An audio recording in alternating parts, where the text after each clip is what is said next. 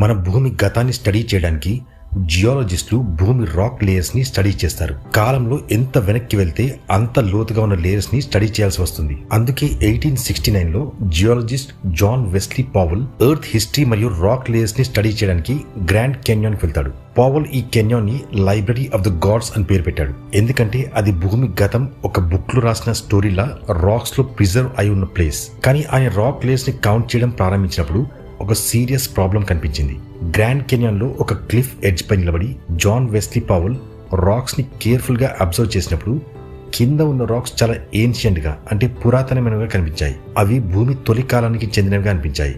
కానీ పైన లేయర్స్ చాలా కొత్తవిగా అనిపించాయి.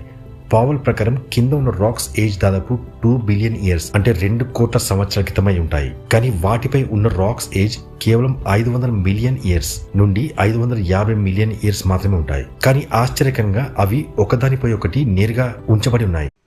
ఈ ఇంట్రెస్టింగ్ వీడియో చూడాలంటే కింద ప్లే బటన్ నొక్కి ఇప్పుడే చూడండి, లేదా యూట్యూబ్లో మా గ్లోబల్ చర్చ్ తెలుగు ఛానల్ని సబ్స్క్రైబ్ చేసుకుని కూడా చూడొచ్చు.